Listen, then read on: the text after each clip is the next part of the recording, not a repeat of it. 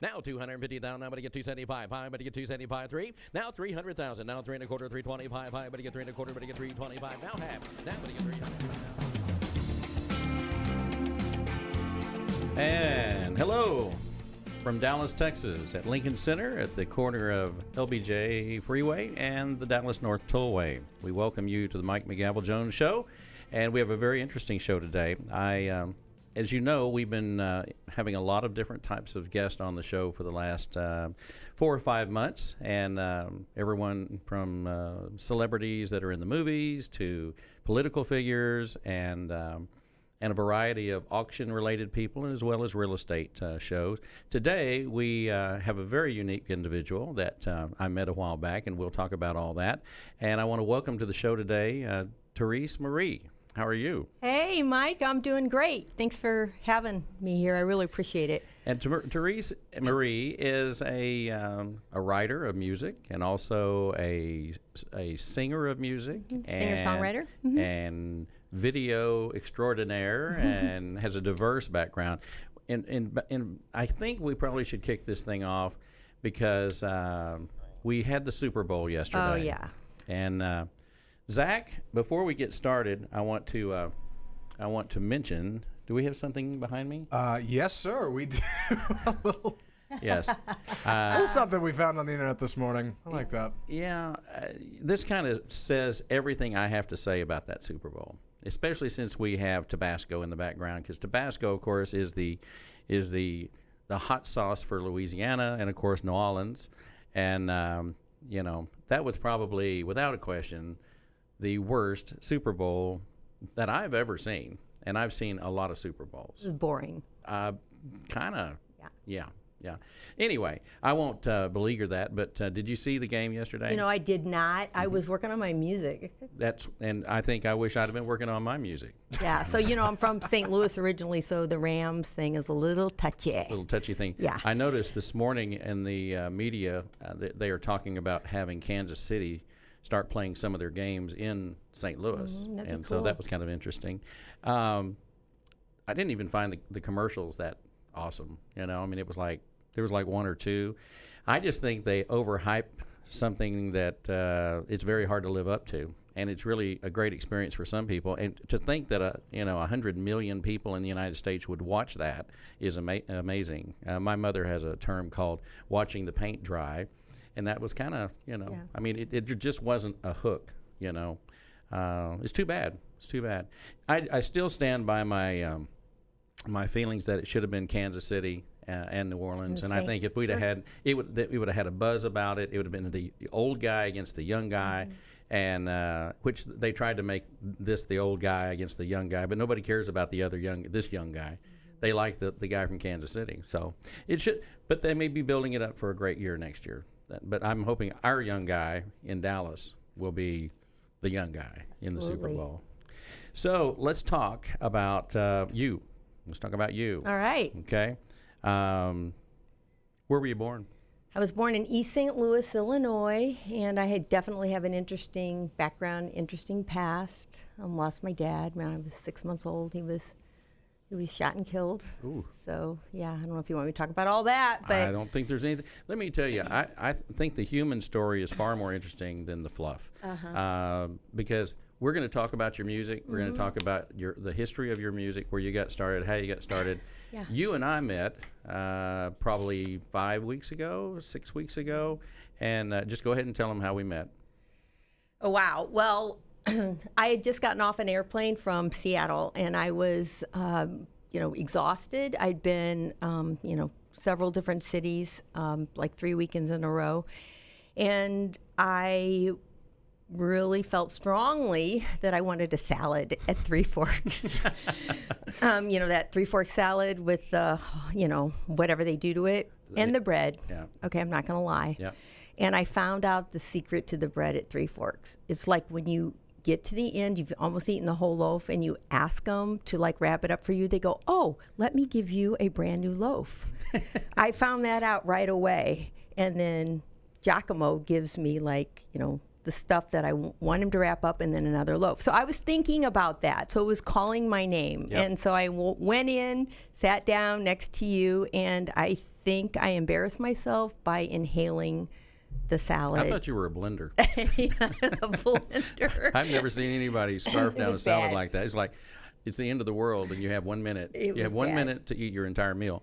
And you know, you mentioned Giacomo that works at Three Forks. A great guy. He's been getting his real estate license, and since you and I met, and of course everybody knows that's kind of my place to go to listen to music and kind of kick back. He has actually hung his license with our company, so he's got his real estate license, and now he's with United Real Estate. So I'm very excited about Giacomo joining the company. So if you go to Three Forks, we'll throw this out there for Chris Vogel. If you go to Three Forks, ask for one of two people. You either ask for Moose or Giacomo. They're my two guys, and Moose has been with me for about 15 years, and Giacomo's been there for, I don't know, not nearly as long, but he sure works hard as a waiter. He's one of the best. So anyway, that's how we met, and but I want to know about you. I want to know about your life and because you have a lot of story to tell. I do. So I was born in East St. Louis to a mom that had lost her mother to tuberculosis and had a father leave the family. There were, I guess, 5 or 6 of the brothers and sisters, and my mom, just had memories of trying to help her mother in the house. Those little bitty shotgun houses. Super poor, with all the tuberculosis and the bleeding and all of that. She was like 9 years old when her mother died. Just right there. So. After the father left, all the children got put in either foster homes, and my mother actually got sent to Sisters of the Good Shepherd, which was in St. Louis. And it's interesting because they put a Kmart on it where it used to be. And I was shopping in Kmart a long time ago when I realized that that's probably, where my mom was scrubbing floors. Crazy, wow. Isn't it? On Gravois Avenue in St. Louis. So even though I'm from Illinois, born and raised, I got out of there as soon as I could. So that's a whole nother story. But so my mom fell in love with my dad, and he was kind of a player, and liked a lot of women. So he was having an affair with a woman, and the woman's husband shot and killed him. Wow.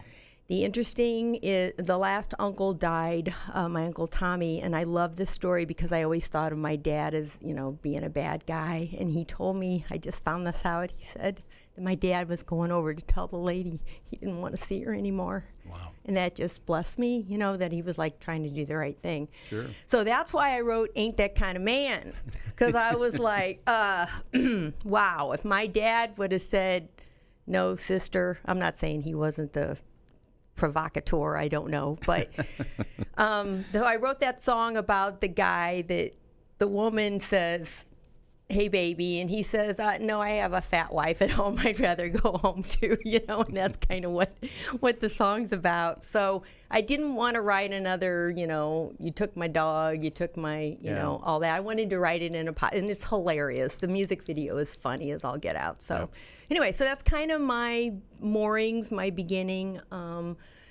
I remember seeing a guitar. I had an Uncle Charlie that played on the radio, and my dad actually played too. So, it was there. I remember seeing a guitar as a little kid and just falling in love with it. So, yeah. So there is some musical background. Yes, in a way. Yeah. I think probably a lot of us have that, but some of us pick up things faster than other people. So when you finally did get out of your youth situation and start to move on, where did you move to? Well, it was interesting. My mom married again, and he died when I was 10, and then she married my third father, and I was at that point, looking back, I used to always, say what a bad guy he was, but looking back, I was probably belligerent and probably hard to handle even at 10. So he told me I was going to Disney World, and he put me in an all-girl reform school. So I lived there. Now, Sorry, I'm having a lot of trouble with my throat. There's a song there.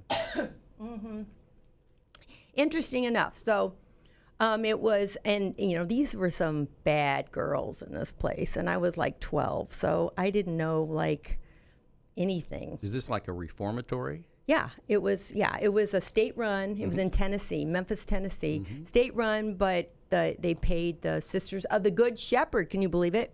Sure. I guess my mom had kept in touch or whatever. So I locked myself in the bathroom when they dropped me off, and I didn't come out for like 3 days. Well, I guess not. You thought you were going to Disneyland. I did. It was bad. It was really bad. I'm still mad. I can see it. I'm still. You're seething. I'm seething. Yes. So interestingly enough, the type of reformatory or institute, whatever we call it. Yeah. We had one of those in my hometown in Gainesville, 70 miles up the road. So when I was a little kid, it's a weird deal. You know, we would be at the skating rink. There was a skating rink. I think there's an apartment complex sitting there. You went there to meet girls. I was young. I was like 8 years old. I was 8 years old, and they were all like 13 and 15, and they were way bigger than I was. You know, I mean, I was real skinny, and there was these girls looked like they've been working out. And see, back then in Texas, the girls had to work in the fields. If they were incarcerated or whatever, they literally worked in the cotton fields next to the place. And I mean, it was very common for the girls to break out and steal cars and try to get away. They stole my grandfather's pickup right out of the driveway. And anyway, today, you know, it's really kind of an interesting story. I'll tell you real quick, and then we'll get back to your deal. The University of North Texas tried to build in Gainesville, Texas, and the people in Gainesville, and for my friends in Gainesville that are going to be upset with me for telling this story, which is okay because most of the people that made the decisions are deceased. They didn't want a bunch of kids in town, and so rather than take, you know, what is arguably the 5th largest college in the state of Texas, we took the girls' school. Wow. So we picked the girls' school. North Texas Teachers School ended up in Denton, and that's why Denton now has, you know, 50,000, 60,000 people, and you know they're booming, and they're the kind of the center point between Oklahoma City and Dallas and Fort Worth. Amazing. But the decisions that happen. So anyway, you telling your story reminded me of my grandfather's pickup being stolen. Yeah. Wow. And now they changed it over to an all boys school. So now it's got some really tough young men incarcerated in the Gainesville State School. So Wow. so I get it. You do. Yeah. So when you got out of there, what was your first step? What'd you do? Well, I want to tell you what happened while I was there. There was a guitar in the corner, and it was painted like 80 million times. I mean, the paint on that sucker was so thick, and they were those like big fat plastic strings. And there was an older girl. There were cottages, is what it was, and you know there was a school, and you know I'm 12, and everyone else is like 18. Okay, so there was an older girl, and she would play these, you know, she wrote songs, and I was fascinated. So that's where the desire came from. So I taught myself to play music. And so, you know, I started playing in guitar mass, and all the nuns would fall asleep. So I never thought I had any talent. I didn't know they were just old. I mean, when I would play. And so I had no confidence whatsoever starting out with this because of that. It was horrible. I didn't realize it was probably just so sweet and peaceful. Back then I was just like, I must be really bad at this because nobody is listening. They're nodding off. They're nodding off, yeah. So that's kind of where I started. And then when I got out of school, my stepfather had said, well, if you graduate from high school at 16 and you're valedictorian and you get accepted to Washington University, you know, he set the bar really high. He goes, I'll put you through law school, because I kind of thought that's what I wanted to do. And I did all of that, and then when I got home, he kicked me out of the house. He didn't do any of that. So I was homeless at 16, pretty Sweet. much. Yeah. Yeah. So that's a good story. that's a good story. And another song. Yeah, and I did. I got accepted to WashU, and I was, you know, 16, and would have gotten valedictorian, you know, if I had not cheated on a test. Yeah. Well, you know, and I got caught. That's the real bad part. That sounds like a Merle Haggard song. Just because I was too lazy to, like, you know what I'm saying? It had nothing to do with anything but me just being lazy. So when you were, that's hilarious, by the way. It's not. We could spend It's terrible. you could be a series. You could be a series. You could be I like wrote it on my hand, You too. don't remember the Thornburgs, but that was a Richard Chamberlain? Yeah, Sure I do. Yeah. The series. And Rachel Ward. Mm-hmm. And Beautiful series, She yeah. she wasn't hot. Smoking. Yes, pretty much. That's funny. So, what kind of music were you trying to play for the nuns? Oh, well, you learned all that. Did you learn chords? Yeah. So you learned chords. You're asking me because you're trying to play the guitar. You don't really know. That's why you want to know. I'm curious. You're curious, yeah. I started out. I mean, I just had talent picking. It came very easily to me. Really? And then I was like 14, and my confirmation sponsor, Mrs. Bauer, was her name. She played the piano beautifully, and I'll never forget. I said, "Can I take lessons?" And she told me I was too old. At how old? 14. So, you had so many encouraging people. You get back from college, he says, "We're not doing that." And your piano teacher says you're too old at 14. Wow. And I was fat. Wow. And then I thought I was fat. I was on my way to Dairy Queen, and a guy yelled at me from a truck. He called me a pork chop. And I just said, I got to change something. Oh, wow. So. Oh, mercy. She's dying. She's laughing. We do have some in-house guests today. Hey, Zach. Are you there, Zach? Yes, sir. You didn't see any of this coming, did you? No, this is It's awesome. Now, but I have to stop for just a minute so we can get our thoughts together. Yes. But really, I'm taking a break to congratulate Zach on his engagement. Yeah. Thanks, Yes. Mike. I appreciate it. You were on vacation last week, and I'm going, Zach doesn't take vacations. It's true. And then on Facebook, I see this ring. Did I see a ring? Yeah, you saw a ring. Yeah, I saw a ring, and then I saw your fiance, and I'm going, well, I must not count because number one, he didn't tell me he was going to do it, and number two, I've never seen this woman before. He's making her up. And I think that's pretty, Zach. I think it's really funny. The few times that you have told me you were getting married, it's every time it's a different girl. Right. She goes to a different school. You wouldn't know her. That's it. It's amazing. I don't know if she changes her hair or what, but one day she was a blonde, one day she was a red. She's elusive, is what she is. She is. Well, Builds anyway, mystique. we congratulate you. Thanks. And I'm sure you had a lot more fun than the Super Bowl. So. I'm just gonna. Yeah, it was all right. Yeah, it was all right. Yep. Okay, so you get thrown out of the house. Yes. At 16. Yes. Where'd you go? Well, I had an aunt that was very reluctant, reminded me every day that she was only taking me in for the Lord. Pity you. Yeah. It was like, you're so lucky I'm here, So I started working at Steak and Shake and Denny's. So And where was this? this was in Fairview Heights, Illinois. So where is that? It's like right outside of East St. Louis, like right before you get to So St. not Louis, very the far. metro. Yeah. You had not escaped the zone. No, I had gone from Memphis back, home, and had planned on going, to college because the only thing to do in this school was eat and study. So I came out fat and very smart. So, yeah. Nice. And the Dairy Queen was right there. So, that's Perfectly aligned with the DQ was. dude. Yeah, exactly. So, and there wasn't a lot of emphasis on outer beauty at the school anyway. In fact, you had to beef up just to protect yourself, so. Wow. Wow.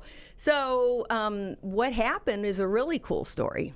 Really cool story. Okay. So there was a mall, and I would go over there to buy guitar strings, okay? And because I still I love music and all of that. So when I was over there, I can't remember the name of the store, but it was like, one that isn't around anymore. And he told me, he goes, you're here a lot. What's going on with you? And I said, well, I thought I was going to WashU, but, I don't have, I think it was like $40,000 back then a year. And I didn't get a scholarship. I did get accepted, but, anyway, they're like, I'm sure the jury was out on me.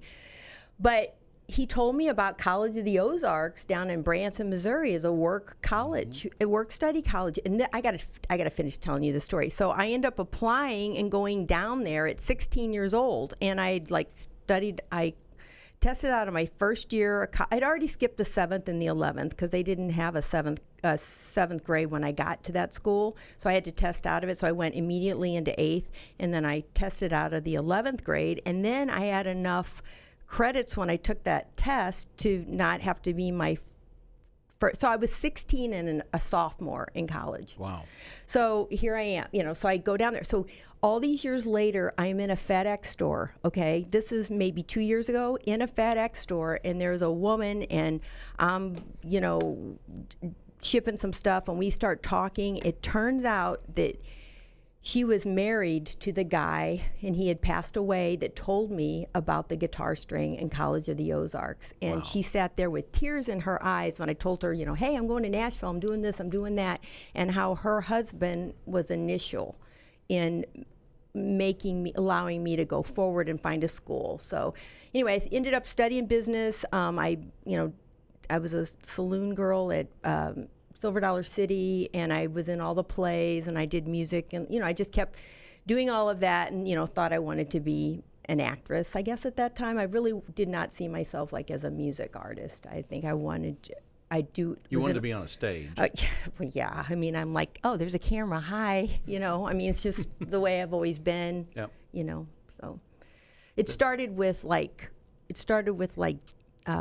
socks and those wood floors, and like pretending I was like a ice skating star. Like in my little house, I would skate back and forth on my socks and those slip I hadn't really thought about that. floors. Now, I wasn't thinking about being on stage, but we lived in a house with hardwood floors and waxed up, and well, it was just like Tom Cruise in that movie. What was the name of that movie? Where he's dancing. Risky Yeah. Business. Risky is the name of that Business, movie. yeah. Yes. And what was the leading girl's name in that movie? I don't know. Google. that one. I don't know. Well, Give me a minute. I'll figure it out. Stand by. but there's a common theme here, though, because she was hot. That's all. I remember that. Of course, Tom Cruise was not hot to me, but that's an iconic scene, and so you're doing that thing. Tell me, Rebecca De Mornay. That was her. Oh, yeah. Yes. Yeah. That's exactly right. Wasn't she in the movie about Rocks the Cradle? The Hand That Rocks the Cradle. Yeah, I'm looking at our IMDb page right now. Well done, Mike. Yeah, thank you. Yeah. Thank you. You definitely Steel remember trap. Rebecca Like De a steel Mornay. trap. The man is a steel trap. That's right. That's right. The mind is full of unimportant things. Anything that's unimportant you want to know, I got it for you. Ozarks. Yes. Yeah.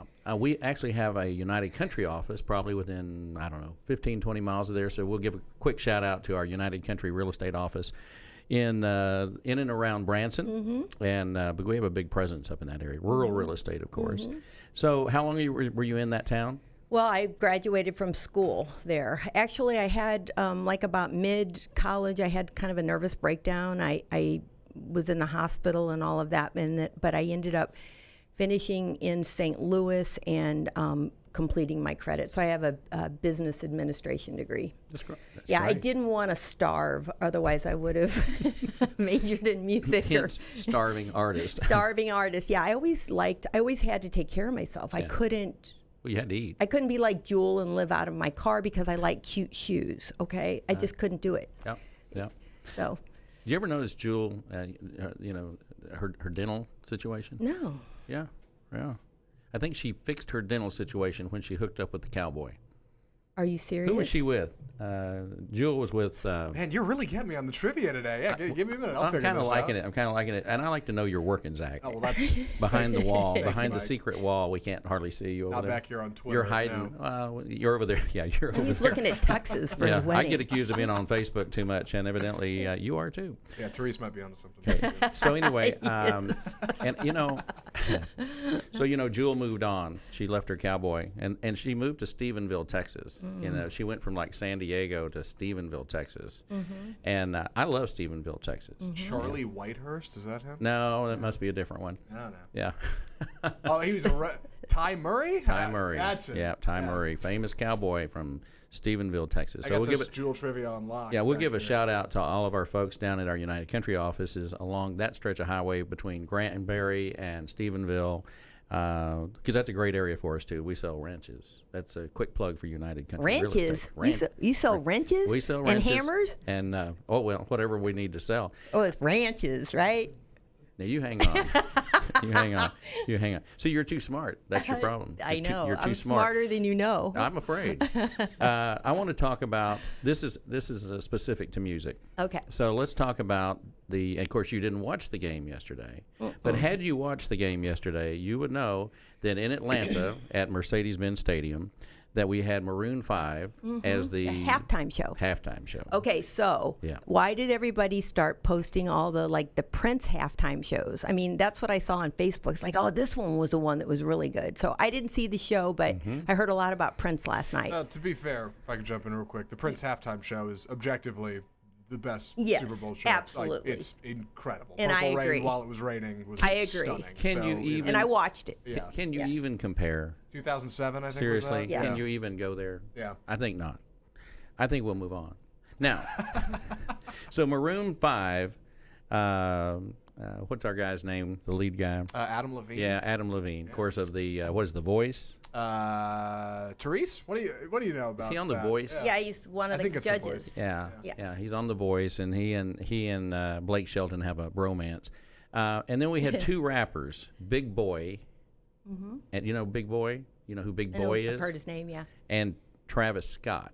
Yeah, another rapper.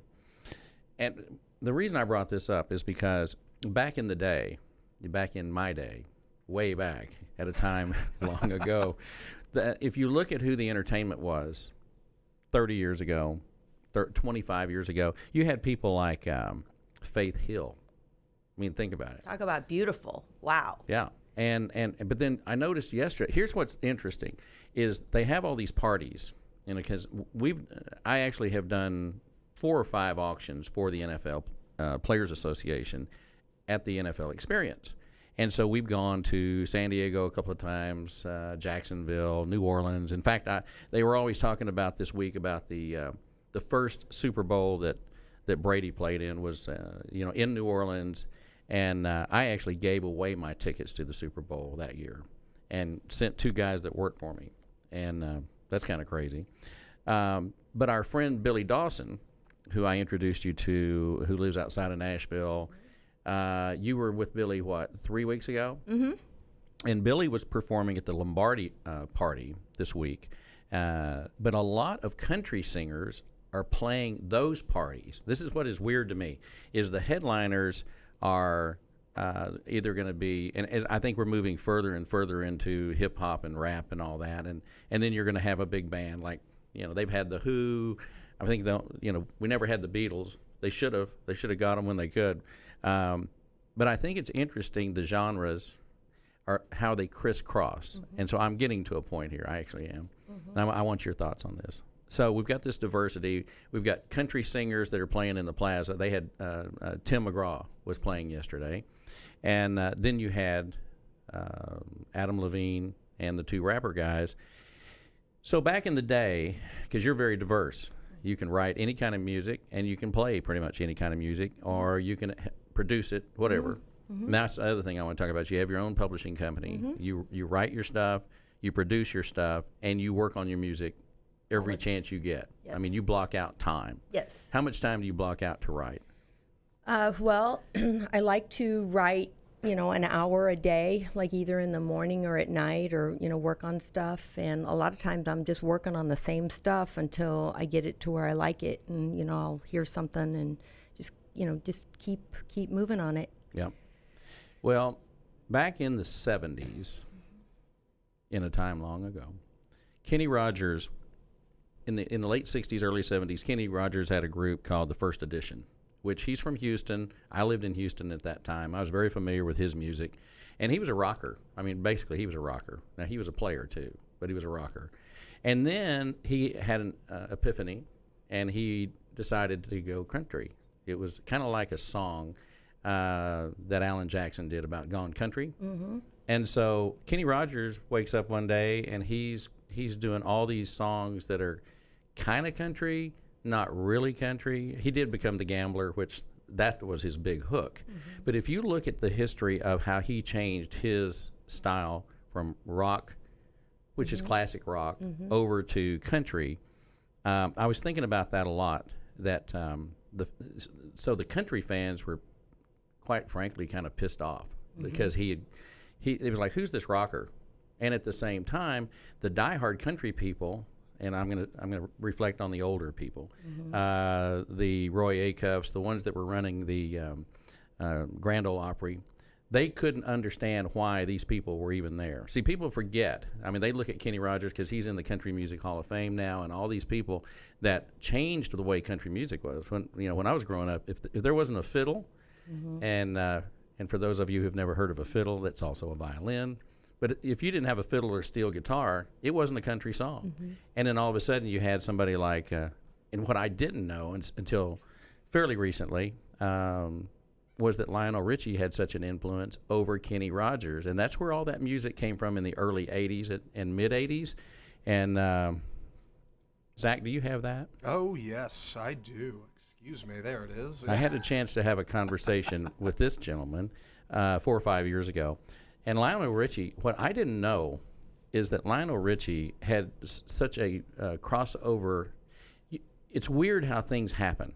Because when I was in high school, my junior year, I was asked to go to Atlanta to pick up a truck of antiques. And I get on this plane. Zach, you've not heard this story. I get on, and I'm 18 years old. I have $1 in my pocket. I'm wearing a Yamaha motocross T-shirt and Nothing's jeans. changed, Mike. Nothing's changed. Nothing's changed. And I get on this plane. I have no money. I don't know where I'm going. I just know that I'm traveling with a black gentleman, and we're going to go to Atlanta to pick up these antiques. I get there, and I get to the airport, which is intercontinental, get on this Delta flight, and who's on the airplane? Lionel Richie and the Commodores. They're all wearing like 8-inch, 10-inch platform disco shoes. You had those on when I met you. Silk shirt. So we get there, and they had just finished the concert, and we're flying because they based in Atlanta, and they were from Alabama, but they based in Atlanta. We get to Atlanta, get off the airplane, and there's these two African American guys, pull up in I think it was a white Cadillac, one of the long ones, like a block long, top down, and these are our chauffeurs, right? And they're both drinking Miller High Life. I mean, this is my introduction. Awesome. Yeah. So I'm thinking, how weird is that? It's awesome. And I have no idea where I'm going. That's I awesome. don't know where I'm going right now. So anyway, Lionel Richie, though, if you've been watching a little bit, I met Richard Marx, who's a great writer, who's written for everybody. He lives out in California, and he's written for Keith Urban. But what I didn't know is one of the first hits that he wrote was for Kenny Rogers, and he was just a background singer. He was a background singer that risked everything by telling Kenny Rogers that, hey, I've got a song for you. Wow. And it was a hit, and he was like 18 years old. Wow. Crazy. So Lionel Richie and Dolly Parton hook up. So you like Dolly Parton. Of course. Who doesn't like Dolly Parton? And some people have even kind of compared you to Dolly Parton. Okay. More. Usually they tell me Lionel Richie. You really think it's Dolly? Okay, I'll take it. Hey, we'll go with that. So the crossover thing, how does that work? I mean, how do you wake up one minute and write a song that's a country song, and then the next minute you're writing something that's on MTV or Snoop Dogg's involved? Well, I found out that Kumbaya doesn't go over sometimes, so I thought I need to change this up and give it some attitude. So I just there's only so much I could do on a guitar, and I'm not a party animal, but I like to have fun. I like beats, and I like to dance, and that's really where it started. And so I thought, man, if I can start writing some stuff that I was doing work for a fragrance company, and they would have these big events, and I just saw this opportunity. So I started writing just clean pop stuff so that I could perform it, and so I could do more things. Really, it was just I want to make a living. I want to get my music out there, and I saw an opportunity. So I just started doing it. Yeah, I'm kind of resourceful like that because I've been taking care of myself my whole life, So it was like, this is great, and I didn't like messing with the whole copyright thing. I don't like doing covers. And I thought, well, if I can write it and I can sing it and I can produce it and I can do the video and I can publish it, then I don't have to worry about anything. So that's, kind of the way it is. And then the Snoop Dogg thing, that's quite a story right there. We're going to come to that in just a minute. Zach, do we have some photos that we want to show? I'd like to make sure that we show some of this stuff to our folks that are watching. I'll get those on screen. Because there are people that don't just do the audio. They're actually watching what we're doing, which is, we appreciate that. Yeah. So I can't see anything, Zach. So you mean right now, Mike? Like right now? Me. Yeah, right now. Because I need to take a sip of my Plexus. Oh, I see. Well, here, let me get a little something. Did I mention that I've been using Plexus, and my friend Tina that turned me on to Plexus? Plexus. Yes, and her husband works for the Dallas Stars. Did I mention that? Not to give him a free plug or anything, but what is Plexus exactly? Plexus gives me energy and also helps kind of block those sugars that make you hungry all the time. So it's kind of it's a blocker. It's energy. It's a great supplement. It's easy to take. You drink it with a bottle of water every day. And I will tell you that that's how I lost 25 pounds. Oh, all right. Yeah, I was wondering. That's good enough for me. Was it in your solar plexus that you lost the 25 pounds? Probably. I probably lost all the muscle mass. So I've got your music video rolling here. Hey. Yeah. You mind just telling us a little bit about? Tell us what that's about. Okay. Yeah. So here's the deal. So I'm about 15 years down the road doing this music thing. And really, actually, I, was seeking direction like early on, kind of like, hey, I don't want to kind of eat and drink and go to barbecues and die. Okay. Rich, that's boring to me. So I wanted to be able to share some of the things that I've been through and all the experiences. And, I knew there was two paths I could have gone down, the one like my dad or, the right one. And so I was really just wanting to have an impact. So about 15 years down the road, I'm like, okay, done this, done that, bought the T-shirt. And I said, I knew in my heart that there was something big for me. So I simply, I had gone to an urban conference in LA and I met a man named Mike Ellis, who's well connected in the music business. And I was only like the only, what's the word? I want to call myself a Girl Scout. I felt like I was a Girl Scout in the middle of a bunch of Compton. Yeah, Girl Scout in Compton, right? And that's a great song. It is. What a Girl Scout in Compton, and nobody is like talking to me. Nobody's taking me seriously. It was horrible, and so Mike approaches me and says, "Hey, man, what are you doing?" So he sits and talks to me, and he ends up being my manager, which is really cool. He's an African American guy, and when I was going through all my stuff as a child, I had a black teacher that had a huge impact on me, in the midst of like a lot of racism and stuff. She was the only black person I knew. And she told me I was smart. She told me, she encouraged you. She encouraged me, and she put a love in my heart for like African American people that is like to the bone. So that's part of this too. So I felt like, I could trust him.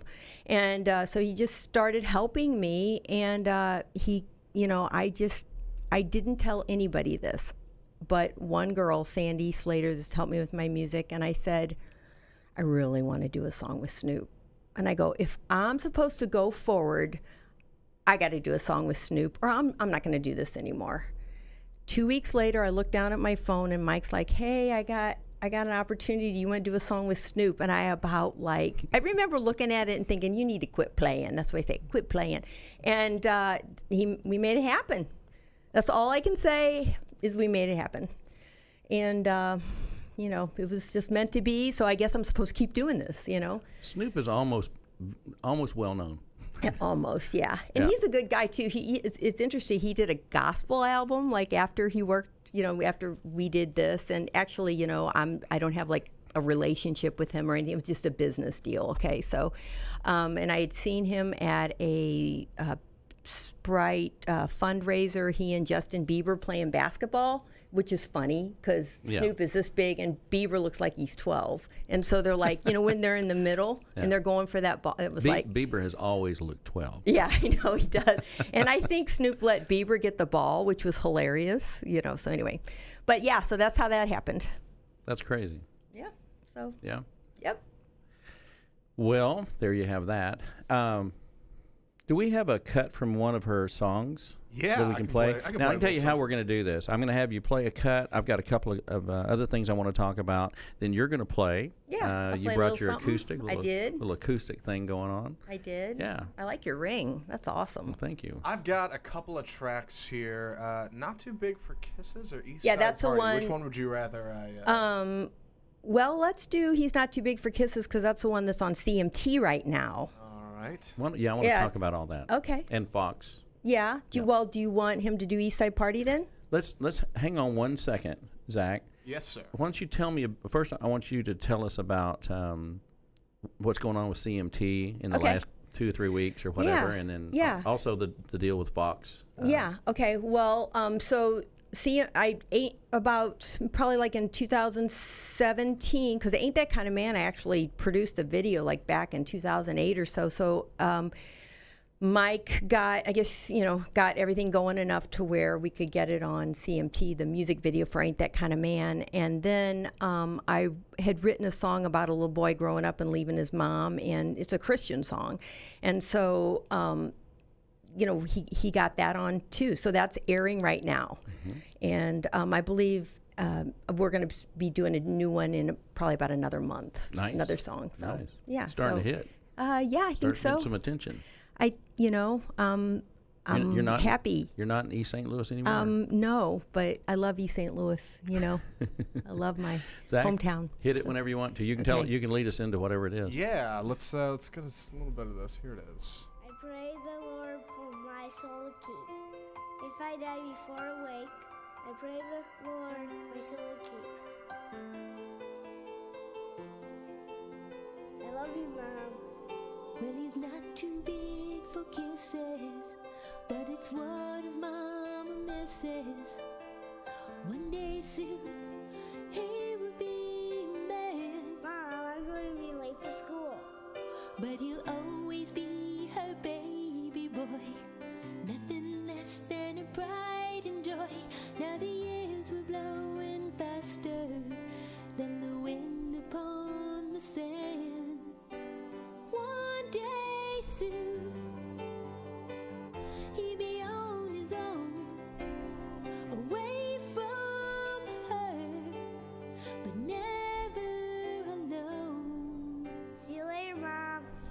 Seems like yesterday he was playing ball, scratched up knees when he would fall, and great big eyes that seemed to need her so. Is Grandma going to heaven? But today she knew she was letting go, holding back the tears that longed to flow as her heart it beat with memories and words too deep to say. One day soon, he'll be on his own, away from her, but never alone. 'Cause every night on her knees she'd pray that God would take her baby boy and make him great one day. And she knew that God would understand, 'cause he had a son that became a man.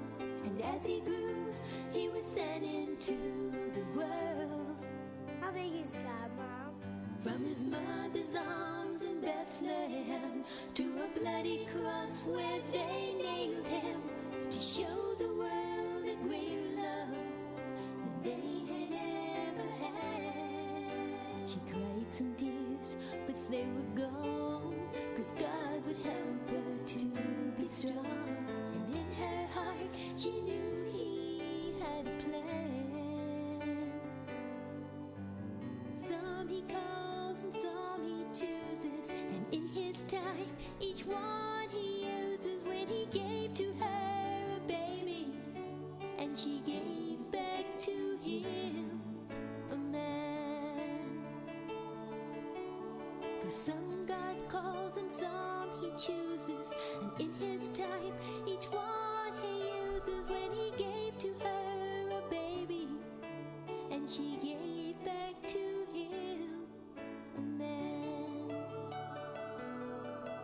And she gave back to him a man.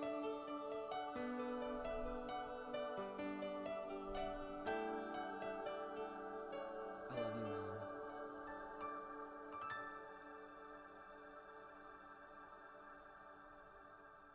Good stuff. Isn't it Snoop Dogg? You know, that's really good. Thank you. When we're talking about, it's really funny what you said, that Snoop Dogg did a Christian album. It seems like every star I've ever seen, that at some point, usually after they make it, because they find that they can't get produced with a major label for Christian music. And so whether it's Elvis, Elvis, the only Grammy he ever won was, the only big recognition he ever received from the Academy was for his Christian albums, which is amazing. You know, here's the biggest rock star at the time in the world, and he never won anything except for Amazing Grace. I think that was the album, which I have.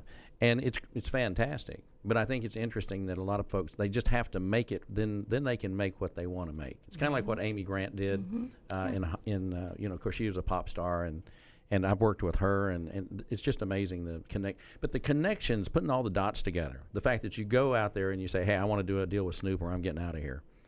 That's determination, and that's why, you know, when we met, and it was just by fate, you know, you were swallowing a salad, and we started this. I still want a salad. Well, they don't open till 5. I'm going. I got some bad news for you. Let's talk about some of your stuff real quick. Sure. You were in the spring and summer 2013 Alive magazine, which was a fashion magazine. I believe you were in the fashion edition. Yeah. Peace Fest. Yeah. Yeah, Peace Fest. You were co-host at Forest Park. Tell me about this candy jar. Yeah. Tell me Oh my about that. gosh. Woo, split it right open with that. That's a pop song about, well, what happened was I kept running into like 13 and 14-year-old girls that were having babies. And so I thought, I'm going to write a clean song about waiting. So that's what Candy Jar's about, saving all your candy for your wedding night. There you go. And Okay. I can't tell you the emails and the people that said, oh man, thank you for empowering. And I'm all about like empowering people not to do stupid stuff and wreck your life. Yeah.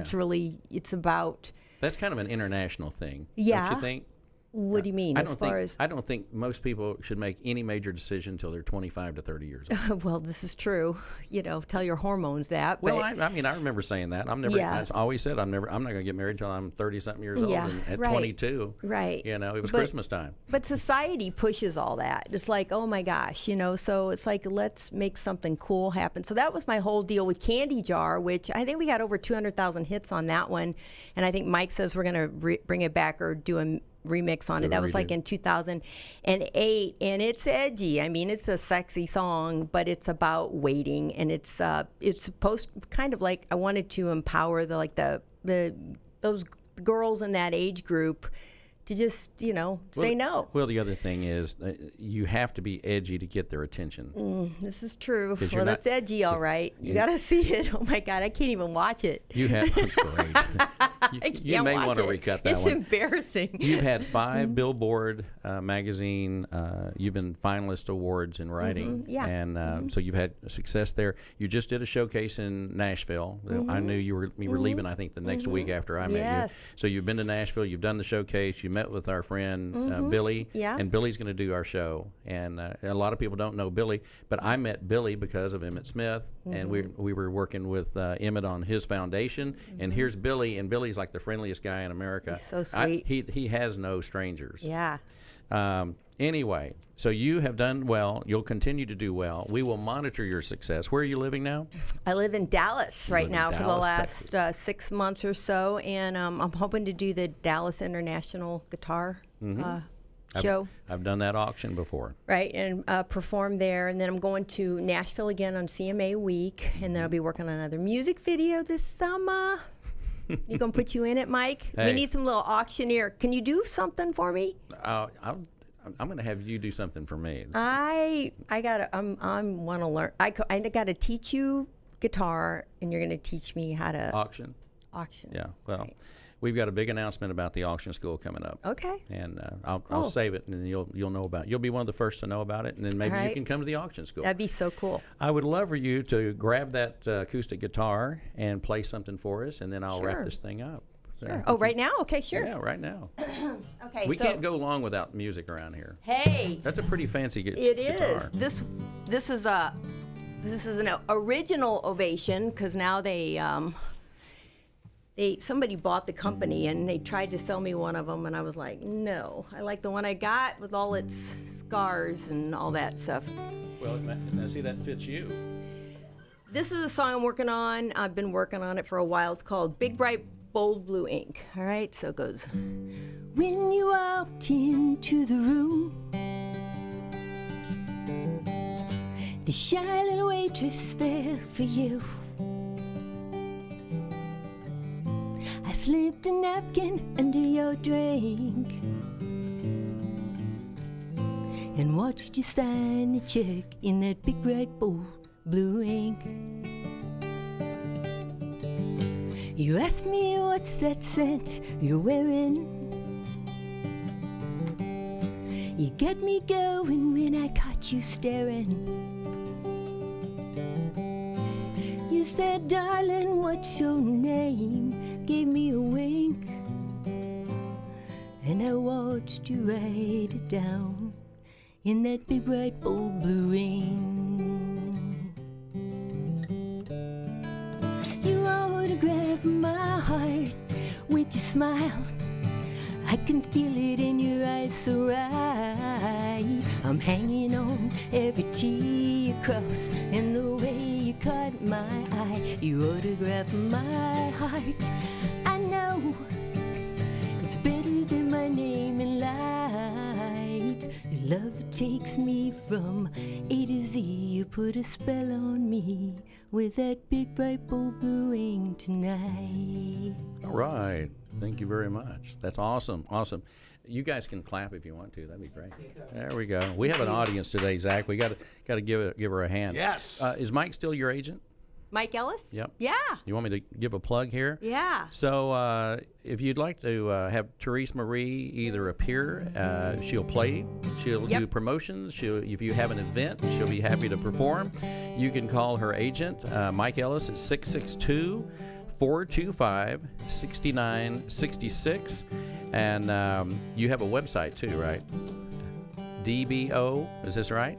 Oh, DBombNet. D- Just go to DBombNet at Gmail. So D is in dramatic. As in D. As Bomb, in dude. B-O-M-B. As in Drambuie.